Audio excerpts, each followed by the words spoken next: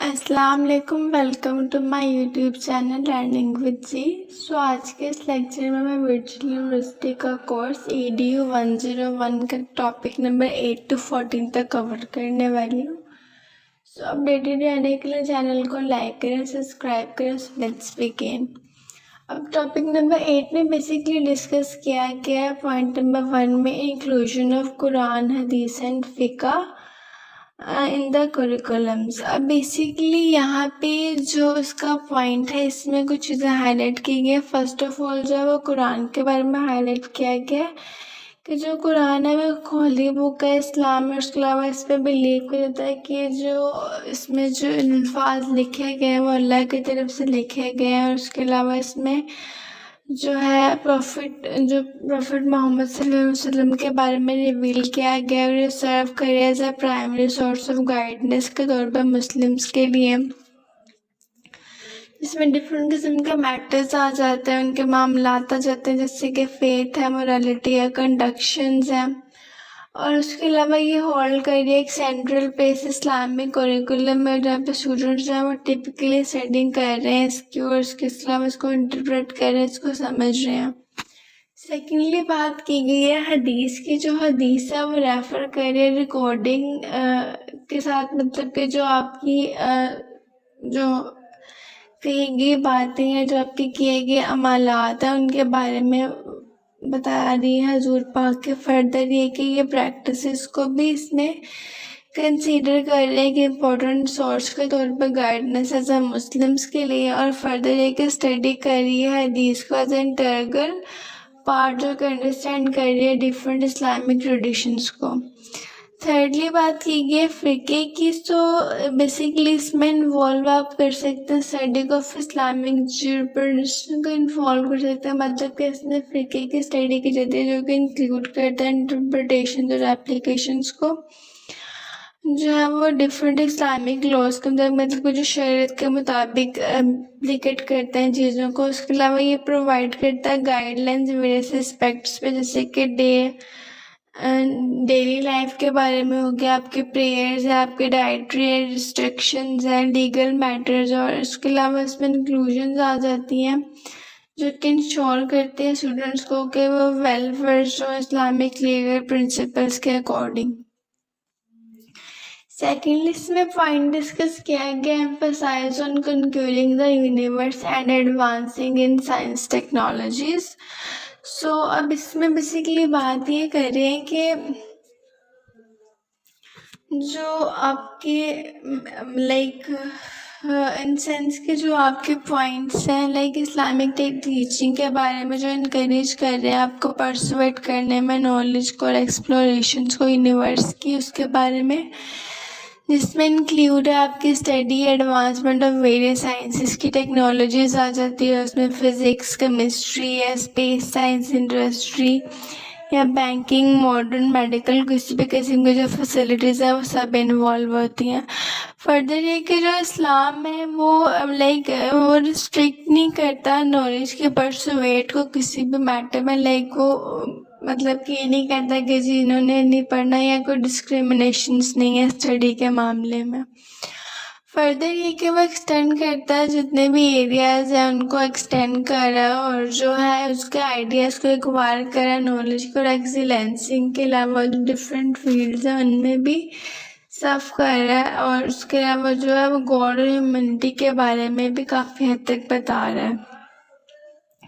Thirdly यहाँ पे discuss किया गया balancing secular education with Islamic values. यहाँ पे जो कह रहे हैं कि जो इस्लामिक एजुकेशन है वो इनकरेज करती है परस्यूट ऑफ साइंस और टेक्नोलॉजीज़ को।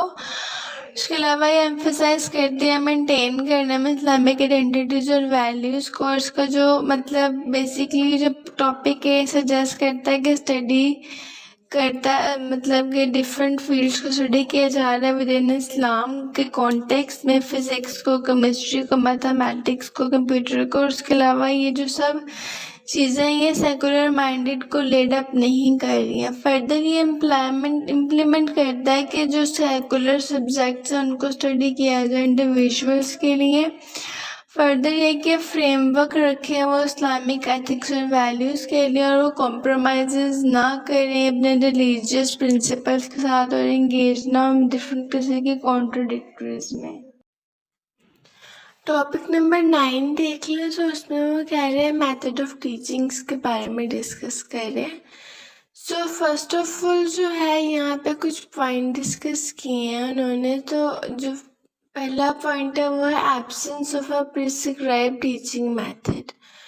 अब हमारी जो इस्लामिक एजुकेशन है वो बेसिकली आप कह लें कि वो रिजिड या फिक्स एजुकेशन का मेथड नहीं है, मतलब कि यूनिवर्सली फॉलो नहीं किया जाता। लाइक कि जो इस्लाम है वो इनकरेज करता है फ्लेक्सिबिलिटी को, मतलब कि वो ये नहीं कहता कि जो चीज़ आपको कह दी गई है वो आपने करनी ही करनी है, मतलब इस्लाम में बहुत फ्लेक्सिबिलिटी है।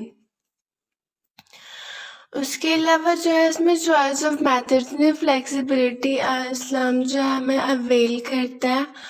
और सेकेंडली इसमें बात की गई है adaption to needs of the lessons की। अब इसमें अगर देख लें तो वो इसमें कहते हैं कि जो इस्लामिक फ़िलासफ़ी है वो एम्फसाइज करती है इम्पोर्टेंस को सिलेक्ट करने की टीचिंग के मेथड्स को, जो कि अलाइन करते हैं स्पेसिफिक नीड्स के साथ, और जो है आपके जो आपके थॉट्स और जो आपकी थिंकिंग है उनके सब्जेक्टिव नेचर के साथ। फर्दर ये कि जो अप्रोच है ये रिकॉग्नाइज करते हैं डिफरेंट किस्म के सब्जेक्ट को, टॉपिक्स को, जो कि रिक्वायर करते हैं इंस्ट्रक्शंस वगैरह, जो कि इफेक्टिव लर्निंग भी इंश्योर करते हैं आपके लिए। थर्डली एक और पॉइंट डिस्कस किया है वैरायटी ऑफ टीचिंग मेथड्स का। सो इसमें जो बात कर रहे हैं वो इस्लामिक एजुकेशन के बारे में, इन सेंस के इस्लामिक एजुकेशन का परमिट है वो एक वाइड रेंज है, मतलब टीचिंग मेथड्स के लिए, और ये डिपेंड करता है इसके कॉन्टेक्स्ट पे और कंटेंट पे लेसन के। अब इसमें कुछ पॉइंट फर्दर डिस्कस किए गए इसी पॉइंट्स में, लाइक इसमें प्रॉब्लम सॉल्विंग आता है, डिबेट आता है, रिसर्च एक्सपेरिमेंट्स आते हैं, कुछ डिमोन्स्ट्रेटिव चीज़ें हैं, लेक्चर्स वगैरह, कुछ पॉइंट्स हैं इसमें। फर्स्ट ऑफ ऑल जो प्रॉब्लम सॉल्विंग है, जो कि इनकरेज करता है स्टूडेंट्स को कि वो प्रॉब्लम्स को सॉल्व करें और क्रिटिकल थिंकिंग को अप्लाई करें और सब्जेक्ट मैटर ग्रास्प करें फर्दर। सेकेंडली जो है इसमें डिबेट के बारे में बात की गई है। बेसिकली प्रमोट करना डिस्कशंस को और आर्ग्यूमेंटेशंस को एक्सप्लोर करने के लिए डिफरेंट पर्सपेक्टिव्स किसी टॉपिक के ऊपर। डिबेट इन सेंस इन चीज़ों को डील करता है। जैसे कि अगर आप किसी चीज़ के बारे में ज़्यादा डिटेल्स जानना चाहते हैं तो आप जाहिर सी बात है उसके ऊपर डिबेट करना स्टार्ट कर देंगे, डिफरेंट काइंड्स की डिबेट। उससे उस चीज़ के बारे में ज़्यादा आपको इन्फॉर्मेशन मिलेगी और वो प्रमोट होता जाएगा। थर्डली बात कर रहे हैं रिसर्च की। इनकरेज करते हैं रिसर्च। बेसिकली जो रिसर्च का पर्पज़ है वो इनकरेज करना है स्टूडेंट्स को ताकि वो इंगेज हो इंडिपेंडेंट रिसर्च में और उसके अलावा उनकी डीपर अंडरस्टैंडिंग ले सके। और लास्टली जो बात कर रहे हैं एक्सपेरिमेंटल्स की, बेसिकली यहाँ पे यूटिलाइज करना है हैंड ऑन एक्सपेरिमेंट्स को इलिस्ट्रेट करने के लिए साइंटिफिक प्रिंसिपल्स। उसके बाद है डिमोन्स्ट्रेटिव। डिमोन्स्ट्रेशन यूज़ करना और विजुअल एड्स यूज़ करना इन्हेंस करने के लिए कॉम्प्रीहेंशन, ये भी एक बहुत इंपॉर्टेंट पॉइंट है। उसके बाद लेक्चर्स, प्रैक्टिकल्स और ग्रुप और इंडिविजुअल्स आ जाते हैं। तो लेक्चर्स बेसिकली जो है वो आप कह लें कि डिलीवर करते हैं लेक्चर्स और प्रेजेंटेशन ताकि हम एक स्ट्रक्चर्ड इन्फॉर्मेशन प्रोवाइड कर सकें किसी टॉपिक को लेके। और लास्टली जो बात कर रहे हैं प्रैक्टिकल्स की, इसमें इंगेज करना है प्रैक्टिकल एक्सरसाइजेस को और एप्लीकेशंस को जो कि किसी भी सब्जेक्ट के साथ रिलेटेड होती हैं। अब लास्ट पे वो कह रहे हैं ग्रुप और इंडिविजुअल्स के बारे में। बेसिकली ये अलाउ करती हैं ग्रुप्स को भी और इंडिविजुअल्स को भी कि वो लर्निंग एक्सपीरियंसेस को मतलब कि ज़्यादा पढ़ें और उसके अलावा उस पर डिपेंड करें उनके जो गिवन टॉपिक्स है उसके रिगार्डिंग। ओवरऑल देख रहे हैं तो जो इस्लामिक एजुकेशन है वो प्रमोट करती है एक फ्लेक्सिबल और अडेप्टेड अप्रोच को टीचिंग के लिए। उसके अलावा ये इनकरेज करती है एजुकेटर्स को कि वो सिलेक्ट करें टीचिंग मेथड्स को जो कि बेस करते हैं स्पेसिफिक रिक्वायरमेंट्स पे सब्जेक्ट मैटर के। उसके अलावा स्टूडेंट्स की नीड्स को फुलफिल करें। और ये जो अप्रोच है ये फर्दर अलाउ करती है डाइवर्स रेंज को, मतलब कि डिफरेंट किस्म की टेक्निक्स जो कि एम्प्लॉय करती है, फोस्टर करती हैं फैक्ट्स को मीनिंगफुल लर्निंग एक्सपीरियंस वगैरह के लिए भी। फर्दर टॉपिक नंबर 10 देख लें। इसका जो बेसिक टाइटल है वो है द टीचर। सो अब इसमें भी फर्दर 3 पॉइंट्स उन्होंने दिए हुए हैं। सो बेसिकली जो इस्लामिक एजुकेशन है वो एक रोल प्ले कर रहा है एज अ टीचर, और वो हाईली रिगार्डेड है आपके करियर में, और उसके अलावा सिग्निफिकेंट रिस्पॉन्सिबिलिटीज़ है वो प्ले कर रहा है। अब इसमें कुछ की फिगर्स हैं जो मैंने ऐड किए हैं। सो फर्स्ट ऑफ ऑल है पैरेंटल फिगर, मतलब कि जो आपके फादर और मदर का जो उसमें फिगर है, जो उनका रोल है, उसके बारे में बात की कि जो इस्लामिक ट्रेडिशन उसमें जो टीचर्स हैं वो आपके मदर और फादर के फिगर की तरह ही होते हैं, मतलब कि आप उनके लिए स्टूडेंट होते हैं। उसके अलावा जो है ये कंपैरिजन जो है ये हाईलाइट करता है इंपॉर्टेंस ऑफ टीचर्स की, मतलब जो टीचर स्टूडेंट का जो रिलेशनशिप है उसकी जो है इंपॉर्टेंस उसको हाईलाइट कर रहा है। फर्दर ये एम्फेसाइज करता है टीचर्स के रोल पे कि किस तरीके से वो स्टूडेंट्स को गाइड करते हैं, नेचोर करते हैं उनकी इंटेलेक्चुअल, मॉरल और स्पिरिचुअल डेवलपमेंट के लिए। जैसे कि अब जैसे हमारे पेरेंट्स करते हैं, हमें अच्छे बुरे की तमीज़ देते हैं इस किस्म की चीज़ों को। फर्दर ये कि इसमें बात की गई है एग्जाम्पलरी इंडिविजुअल्स की। सो जो इस्लामिक टीचर है वो एक्सपेक्ट कर रहा होता है कि एग्जाम्पलरी इंडिविजुअल को, मतलब कि बहुत पर्सनल कंडक्ट्स में और अधीर करने में इस्लामिक वैल्यूज़ को, और उसके अलावा ये जो है सर्व करते हैं एज अ रोल मॉडल अपने स्टूडेंट्स के लिए। और उसके अलावा इसमें लाइक वो एम्बॉडीज करते हैं एथिकल और मॉरल प्रिंसिपल्स को, लाइक वो ऐसे काम करते हैं जिससे कि उन स्टूडेंट्स को भी पता चलता है कि उन्होंने अपने एथिकल और मॉरल प्रिंसिपल्स मतलब किस तरीके से फॉलो करने हैं। थर्ड पॉइंट है यहाँ पे हाई मॉरल करेक्टर का। जो एक टीचर है वो इस्लामिक एजुकेशन में एक ऐसी पर्सनैलिटी जो कि पोजेस करती है हाई मॉरल करेक्टर को। फर्दर ये कि उसमें कुछ क्वालिटीज़ इंक्लूड होती हैं जैसे कि ऑनेस्टी है, इंट्रीग्रिटी है, कंपैशन है, पेशेंस है, ह्यूमिलिटी वगैरह सारी चीज़ें जो उसमें इंक्लूड होती है एक टीचर में। फर्दर ये कि जो टीचर्स हैं वो सिर्फ रिस्पॉन्सिबल नहीं होते कि वो नॉलेज को इम्पार्ट करें स्टूडेंट्स में, बट वो उसके अलावा उनका गुड करेक्टर, उनकी गुड क्वालिटीज़ को बिल्डअप करने में भी काफ़ी ज़्यादा इंपॉर्टेंस रखते हैं। एक्सपर्टीज़ भी इसमें एक पॉइंट है, एक्सपर्टीज़ इन देयर फील्ड्स। और इस्लामिक एजुकेशन में जो ये एक्सपर्टीज़ है ये काफ़ी स्ट्रॉन्ग प्लेस रखती है। उसके अलावा ये एम्फेसाइज करती है कि जो एक विजन्स है और डिस्पेंशंस है नॉलेज की वो भी किस तरीके से एम्फेसाइज हो रही हैं। फर्दर ये कि टीचर जो है वो मतलब कि वेल वर्स्ड होता है और हाईली नॉलेजेबल पर्सन होता है, जो कि मतलब किसी भी स्पेसिफिक फील्ड में वो हाईली नॉलेजेबल हो सकता है, उसके रिगार्डिंग वो स्टूडेंट्स को सिखा सकता है। और जो एक्सपर्टीज़ हैं वो मतलब अलाउ करती हैं उन्हें कि वो इफेक्टिवली ट्रांसमिट करें नॉलेज को अपने स्टूडेंट्स तक और उनके क्वेश्चंस को आंसर करें अपनी अथॉरिटीज़ के रिगार्डिंग। ओवरऑल जो चैप्टर है ये इतना लेंथी चैप्टर नहीं था, तो इसकी अगर समरी देख लें ओवरऑल, सो इसमें जो टीचर्स हैं वो एक मतलब कि बहुत इंपॉर्टेंट रोल प्ले कर रहे हैं इस्लामिक सिस्टम में। उसके अलावा एक ऐसी पोजीशन होल्ड कर रहे हैं जो कि ग्रेट इंपॉर्टेंस रखती है और रिस्पॉन्सिबिलिटीज़ रखती है। फर्दर ये कि उनको मतलब जो टीचर्स हैं वो निशोनुमा करते हैं अपने स्टूडेंट्स की, उसके अलावा उन्हें नॉलेज इम्पार्ट करते हैं, और सिर्फ नॉलेज इम्पार्ट नहीं करते, उनको गाइड भी करते हैं मॉरल और एथिकल मैटर्स के लिए। और जो टीचर्स हैं वो एक एग्जांपल हैं स्टूडेंट्स के लिए, जो कि आप होल्ड रखते हैं हाई स्टैंडर्ड्स को मॉरल कैरेक्टर के। उसके अलावा जो है वो वेल क्वालिफाइड होते हैं अपनी एक इंसान फील्ड के अंदर। और उसके अलावा जो उनकी अप्रोच होती है वो हाईली हॉलिस्टिक मतलब इन सेंस के इस्लामिक पॉइंट ऑफ व्यू से काफ़ी होलिस्टिक अप्रोच होती है उनकी, जो कि मतलब कि स्टूडेंट्स को गाइड करती है, उन्हें उनकी नेचर को मतलब समझती है, उनको इस्लामिक ट्रेडिशंस वगैरह के बारे में गाइड करती है, उनको नॉलेज देती है। और इस तरीके से जो नॉलेज और करैक्टर्स हैं उनकी डेवलपमेंट हैंड इन हैंड होती रहती है। नेक्स्टली बात कर रहे हैं टॉपिक नंबर 11 में। सो टॉपिक नंबर 11 का बेसिक टाइटल है द स्टूडेंट्स। सो अब यहाँ पर जो है वो कुछ पॉइंट्स हैं जो कि स्टूडेंट्स की रिस्पॉन्सिबिलिटीज़ में भी आ सकती हैं। सो यहाँ पे वो कह रहे हैं कि पहला जो पॉइंट है respect for teachers as spiritual parents. So अब ये जो आइडियोलॉजिकल फाउंडेशन है किसी भी एजुकेशन की इस पे बेस करती है, और जो है स्पेशली जो इसका कॉन्टेक्स्ट है वो कल्चर्स और रिलीजन या ट्रेडिशन के साथ जो है वो चेंज होता रहता है, जो कि जैसे कि स्टूडेंट्स हैं वो इनक्रेज करते हैं अपने टीचर्स को कि वो स्पिरिचुअल फादर या मदर होते हैं उनके लिए। उसके अलावा ये एक मेटाफर भी आप कह सकते हैं कि एम्फेसाइज करते हैं कि किस तरीके से जो स्टूडेंट्स हैं वो अपने टीचर्स की रिस्पेक्ट करते हैं एज सेम जैसे वो अपने पेरेंट्स की करते हैं। सेकेंडली बात कर रहे हैं राइट टू रिसीव एडवाइस का। जो स्टूडेंट्स हैं उनको बेसिकली इंटाइटल किया जाता है कि वो एडवाइस लें टीचर से, मतलब वो सीखें उनसे किस तरीके से मतलब वो रहते हैं, उनके जो लाइफ स्टाइल्स हैं, उनका जो नॉलेज है वो सीखें ताकि वो एक बेटर इंसान बन सकें।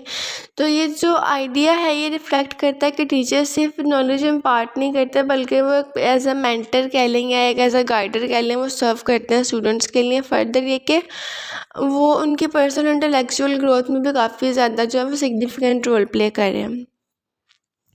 स्टूडेंट्स जो हैं वो मतलब कि अपने टीचर्स के लिए मतलब उनसे गाइडेंस लेते हैं एकेडमिक मैटर्स में और अपने लाइफ मैटर्स में, तो यहाँ पे भी टीचर्स का मतलब काफ़ी ज़्यादा इंपॉर्टेंट रोल दिखाया गया स्टूडेंट्स की लाइफ में। अब फर्दर जो है पॉइंट नंबर 3 जिसमें डिस्कस किया गया active participation in the classroom.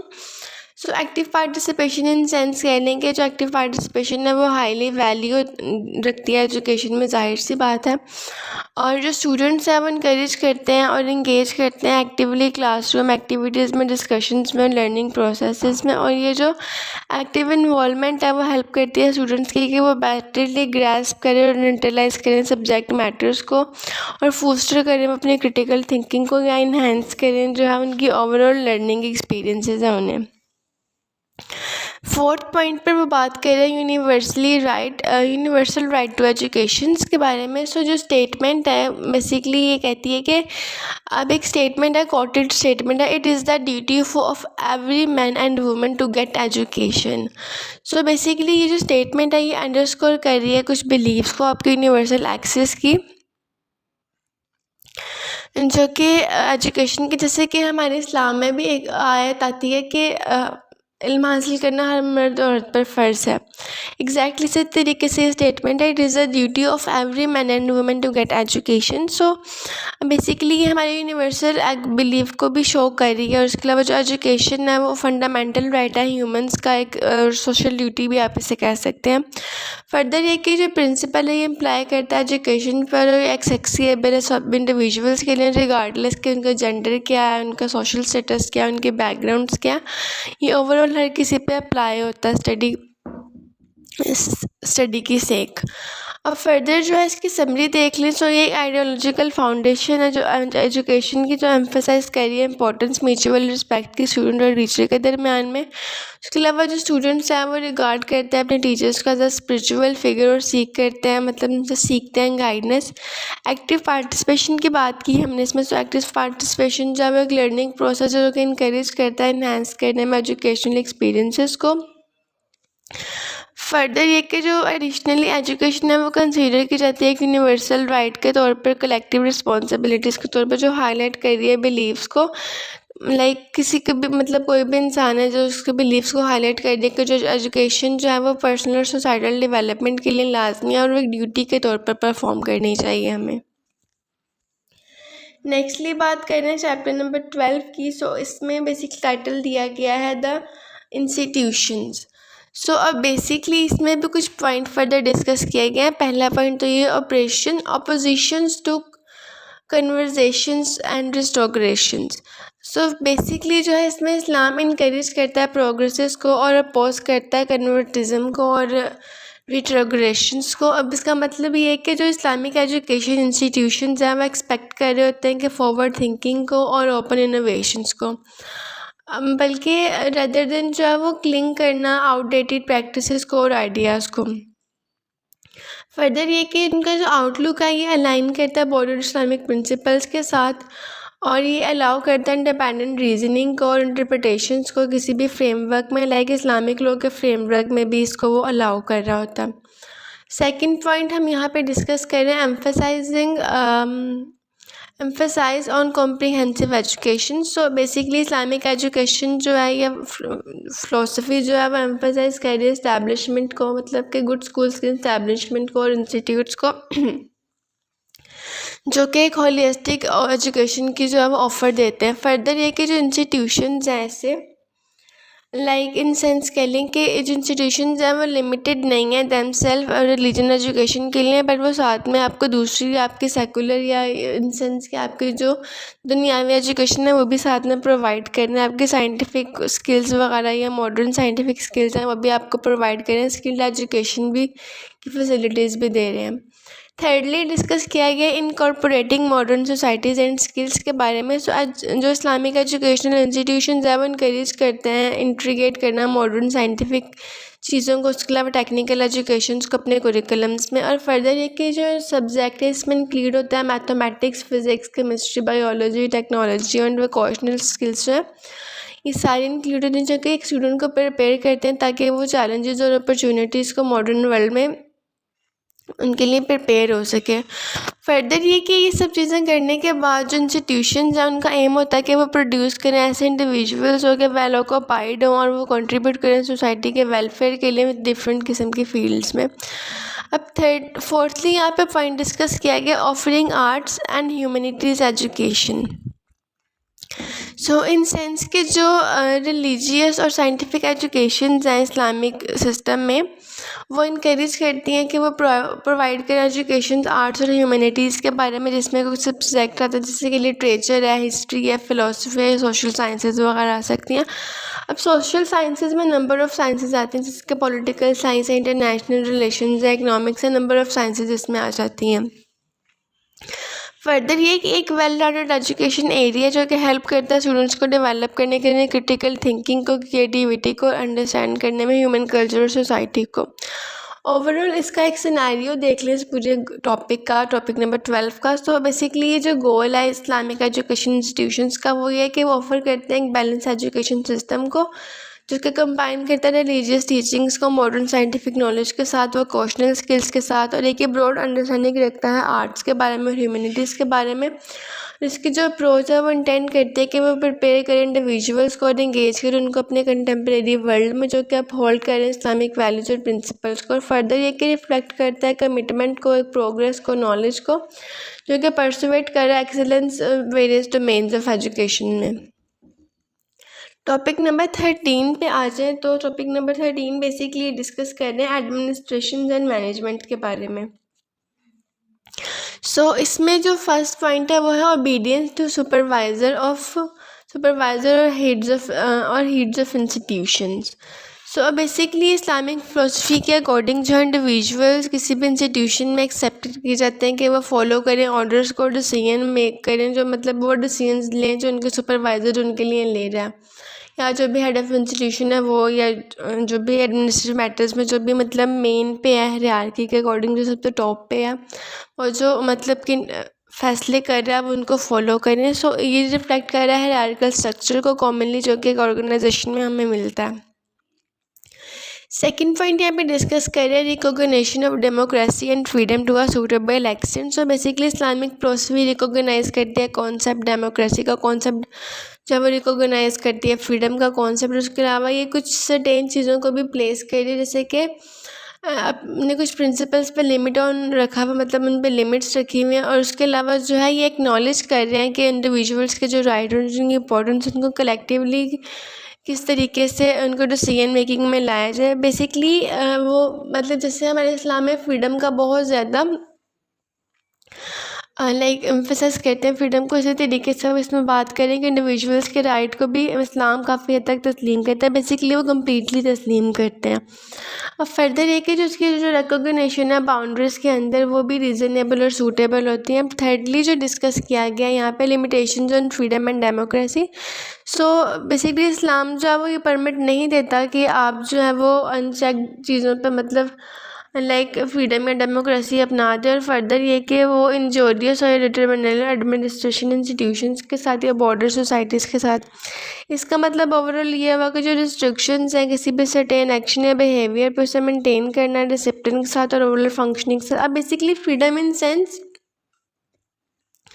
कि अब इस्लाम आपको ये फ्रीडम तो नहीं ना प्रोवाइड कर सकता कि आप खुलेआम दहशतगर्दी करें या कोई गलत काम करें, कोई लाइक ऐसा कोई काम करें जो कि हमारे एथिक्स और मॉरल्स के ख़िलाफ़ हो। सो उन चीज़ों पे कुछ हद तक फ्रीडम में रिस्ट्रिक्शंस भी हैं। अब फोर्थ पॉइंट और लास्ट पॉइंट इसका डिस्कस किया गया है avoiding influence of students on group administrations.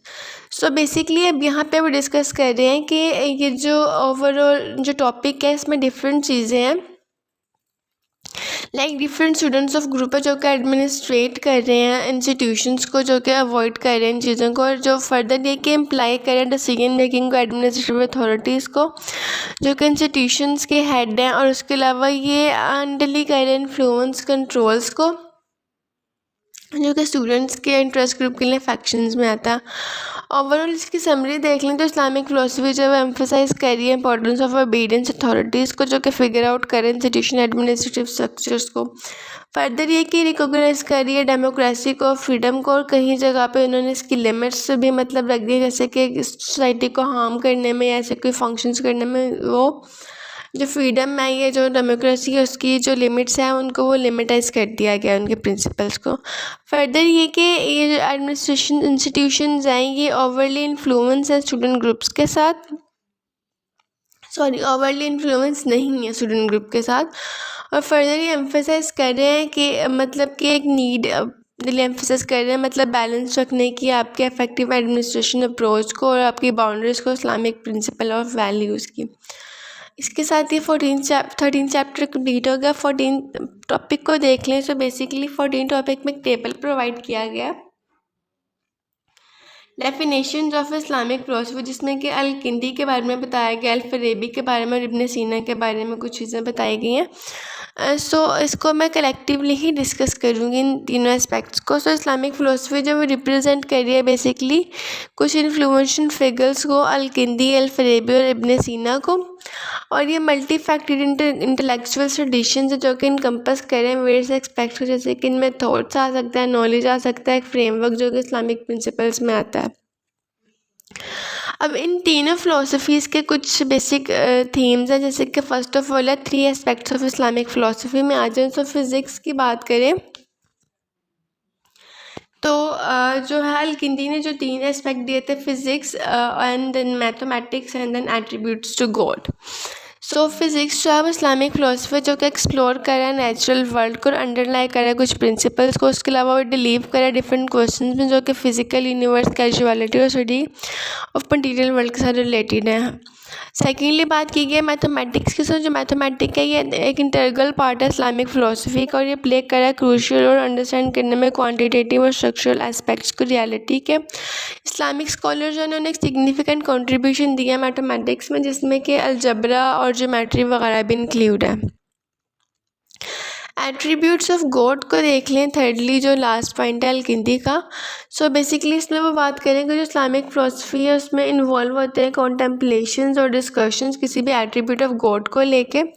Further ये कि ये जो एस्पेक्ट है ये फोकस करते हैं अंडरस्टैंड करने में नेचर ऑफ गॉड को, उसके एट्रीब्यूट्स को और उसके रिलेशनशिप्स को, जब उसने वर्ल्ड को क्रिएट किया है उसका मतलब कि क्या रिलेशनशिप्स हैं बेसिकली। सेकेंडली देख लें अल फ़रेबी को। जो इनके 3 पॉइंट्स हैं, कैन बी जो फर्स्ट ऑफ ऑल है can be seen from 2 angels. Basically इसमें बात की गई है जो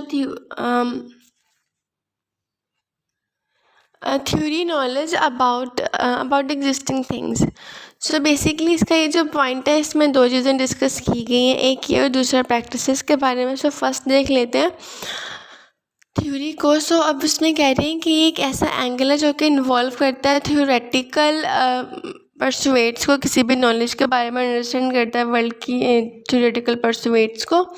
फर्दर ये कि इनकम्पस करता है डिसिप्लिन्स को, जैसे कि मेटाफिज़िक्स आ जाता है। मेटाफिज़िक्स आप कह लें कि बियॉन्ड द फिज़िकल वर्ल्ड में आ सकते हैं आप। फर्दर ये कि इसमें एथिक्स आ जाते हैं, एपिस्टेमोलॉजी आ सकता है, मतलब एपिस्टेमोलॉजी हम लोग पहले भी उसका थोड़ा सा थ्योरी पढ़ चुके हैं जो कि एक्सपीरियंस बेस्ड थ्योरी होती है। फर्दर कॉस्मोलॉजीज आई थिंक स्टार्स की स्टडीज़ को कहते हैं। उसके अलावा ये जो एम है ये डेवलप करता है कॉम्प्रिहेंसिव अंडरस्टैंडिंग को यूनिवर्स के बारे में, ह्यूमन एग्जिस्टेंस के बारे में। सेकेंडली यहाँ पे डिस्कस किया गया प्रैक्टिसेस को, things that exist in action. जो प्रैक्टिकल एस्पेक्ट्स हैं किसी भी इस्लामिक फ़िलासफ़ी के, वो रिलेट करते हैं एप्लीकेशंस ऑफ नॉलेज और प्रिंसिपल्स के साथ प्रैक्टिकल लाइफ में। फर्दर ये कि इन्वॉल्व करते हैं एथिकल कंसिड्रेशंस को और implementations of moral and philosophical concepts को आपकी डेली लाइफ में और डिसीजन मेकिंग्स में। लास्टली जो इब्न सीना ने डिस्कस किया है उसके भी 2 पॉइंट्स हैं, categorized into 2 types. First of all, a revelation of God delivered through messengers. Basically इसमें जो बात की गई है वो इसमें डिस्कस करेंगे जो इस्लामिक फ़िलासफ़ी है वो रिकॉग्नाइज करती है इम्पोर्टेंस ऑफ डिवाइन रेवलेशंस की as a source of knowledge. Further इसमें इंक्लूड करते हैं वो गाइडेंस को, टीचिंग को जो कि कुरान में हमें मिलती है। उसके अलावा जो है वो कंसीडर करते हैं वर्ड ऑफ गॉड्स को, जो कि मतलब कुरान में जो कुछ भी लिखा गया है वो अल्लाह ताला ने ख़ुद से फरमाया है। फर्दर हदीस के बारे में आता है जो कि हमारे प्रॉफिट पीस पे अपॉन हिम ने लिखी हैं, और फर्दर ये प्रोवाइड करती है इनसाइट्स जो कि अपने रिलीजियस और मॉरल मैटर्स में आपको बहुत ज़्यादा इंपॉर्टेंस देती हैं। लास्टली जिसमें डिस्कस किया गया है द हियर आफ्टर के बारे में। सो बेसिकली इस्लामिक फ़िलासफ़ी एक्सप्लोर करती है इस कॉन्सेप्ट को, हियर आफ्टर मतलब कि जो आफ्टर लाइफ का कॉन्सेप्ट है हमारा उसको। और ये एक सेंट्रल थीम है इस्लामिक थियोलॉजी का। इसमें इंक्लूड होती हैं डिस्कशन जैसे कि नेचर ऑफ सोल क्या है, कॉन्सेप्ट ऑफ अकाउंटेबिलिटी क्या, ultimate fate of human beings क्या है, हियर आफ्टर लाइफ के बाद और उनके जो डीड्स हैं वो किस तरीके से मतलब कि उनका साथ उनकी जो एक्शंस है वो किस तरीके से उनके लिए अच्छे या बुरे साबित होंगे इस बारे में। ओवरऑल अगर इसकी समरी देख लें तो इस्लामिक फ़िलासफ़ी इनकम्पस करती है wide range of intellectual persuades को, जिसमें कि study of physical world include है, मैथमेटिक्स है, एट्रीब्यूट्स ऑफ गॉड है, एथिकल कंसिडरेशंस हैं।